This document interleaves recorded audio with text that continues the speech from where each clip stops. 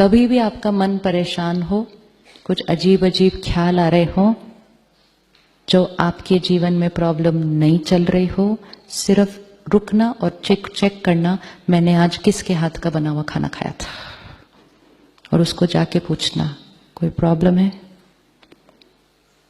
कभी भी परेशान मन की स्थिति में खाना नहीं बनाना है। और जो आपके लिए खाना बनाते हैं, अगर उनको आपने डांटा,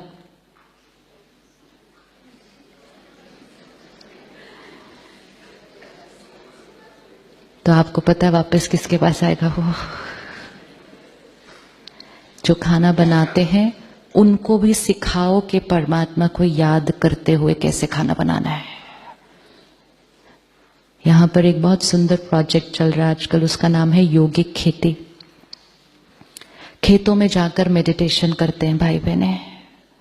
गवर्नमेंट इस प्रोजेक्ट को इवैल्यूएट कर रही है कि इसका क्या रिजल्ट निकल रहा है।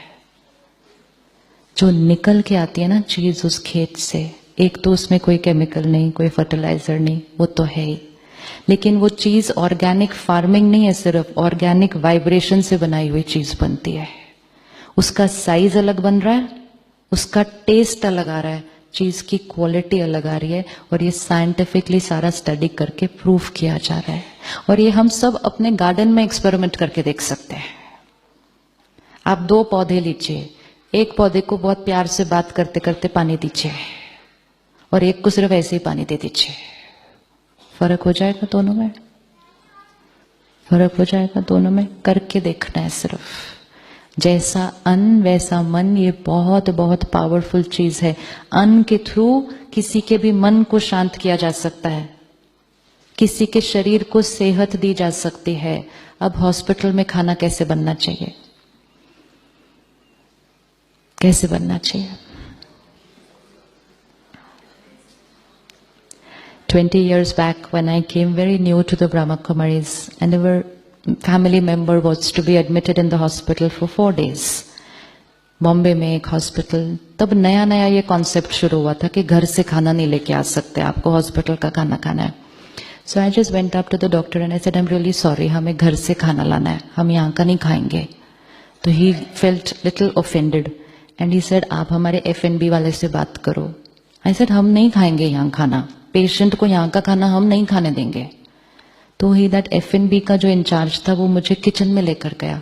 कहता है आप जब देखेंगे ना कि हम कितना क्लीन खाना बनाते हैं, कैसे सिस्टम से खाना बनाते हैं, ना आपके घर में ना आपके सेंटर में ऐसे खाना बनता होगा।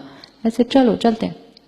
उनके किचन में गए, एवरीथिंग वाज हाई टेक, सबने वो कैप वैप पहनी, एप्रन पहने। घर में तो हम वो सब पहनते नहीं है। सब कुछ इतना सिस्टमैटिक था। तो he looked at me and he said देखो आपके सेंटर में ऐसा खाना बनता है। आई सेड देखो ये एक दूसरे को चिल्ला रहे हैं, एक दूसरे से ये किस तरह से बात कर रहे हैं, कोई आर्ग्यू भी कर रहा है। हमारे सेंटर पे ऐसे खाना नहीं बनता, and this vibration is which I don't want into the food. He signed the slip. He said इसका मैं कुछ नहीं कर सकता, you go get from your centre the food.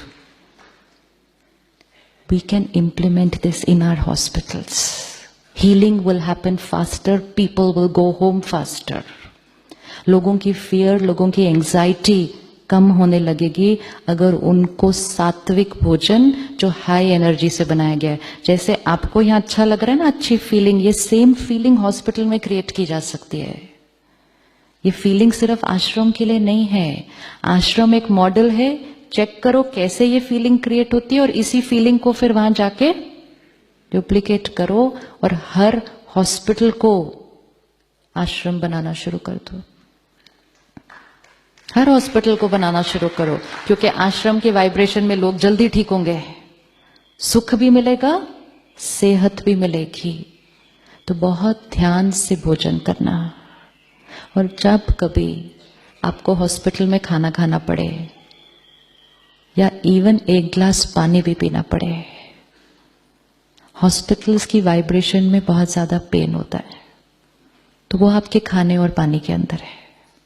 अगर आपने उसको एनर्जाइज करे बिना और उसकी वाइब्रेशन को क्लीन करे बिना खा लिया, तो आपका वो रोज का सिर्फ पानी, चाय और खाना भी आपका डिप्लीटर बनेगा, only because it is in the environment of a hospital.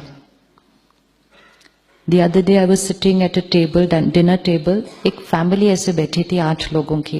देखो हमारे कल्चर में कैसी कैसी बातें इतनी सुंदर. And the lady of the house, grandmother, बड़ी सुंदर बात बताई.